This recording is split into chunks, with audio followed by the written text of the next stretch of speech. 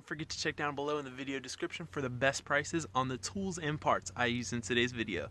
Now we're going to get started on this 2010 Honda Odyssey rear brake pads and rotors. Okay guys, and we're going to start by lifting the vehicle.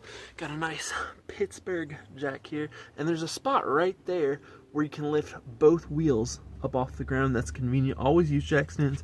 And then we're going to take our lug nuts off. It's a 7/8, weird because typically Honda's like a 19 or 21, but these are 7/8 lug nuts.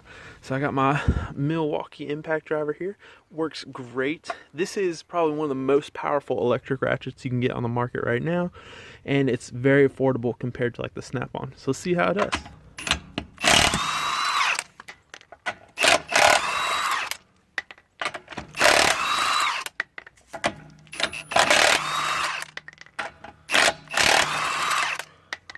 Right, we're gonna hit it and take her off, set her off, and then we're gonna be looking at something like this. Now we have a 12mm right here, focus camera, there we go, 12mm right here, a 12mm right here, and then we got 17s here holding our caliper and caliper bracket on. So we want to take these off. So let's look at the other side.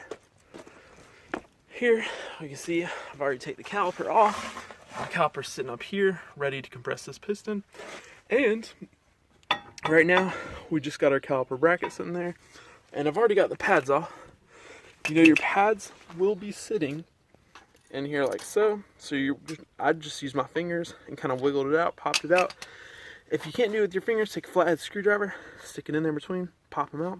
And then I'm gonna show you my nice little Milwaukee 3/8 ratchet.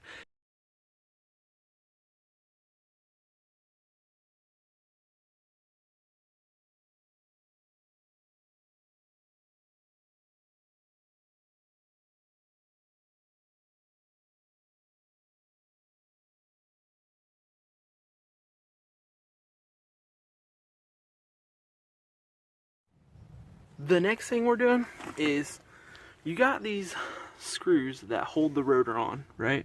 So you have an impact screwdriver, and what you do is you stick it on there and then you beat on it with a big hammer, and you're going to turn it the way you want it to turn. So you stick the bit in there, turn left, and then when you start to hit this thing, what it's going to do is it's going to keep the bit in the screw, and it's going to spin this part left while you're tapping on it. So that is how you're going to be able to get these screws out. Then once you get the screws out, we got a little tool here. We're going to take, they have holes built into the rotor where you can take, usually, like, so this is a Honda, you can take like a 12mm bolt off of a Honda and run them in here, or go to your parts store and pick up a screw for it and just keep them to use them for that specifically. And then we'll run, as you can see, this bolt is actually for an ignition switch and it's made to break off, but no big deal.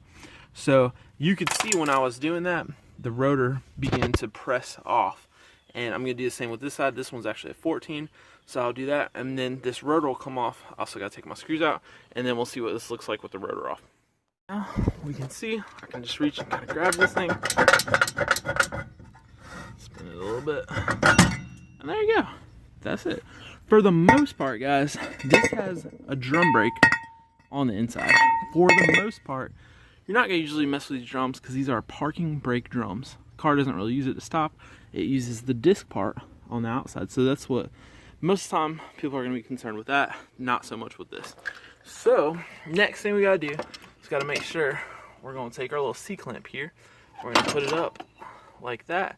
And we're going to spin the other end. And that's going to compress this piston in right here. So other than that, we have these slide pins.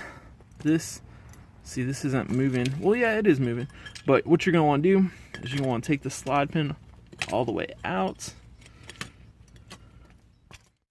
There you go. Make sure you leave your little rubber protector there, and then go ahead and pull them all the way out. Apply some brake grease on there, then stick it back in, and that will prevent your brake pads from having uneven wear, because when those get stuck, it might just hold the one side on, and that's where a lot of times you'll see that uneven wear. So that pretty much wraps up the video, guys. If you made it this far, you should be able to put it back together. Thanks for watching.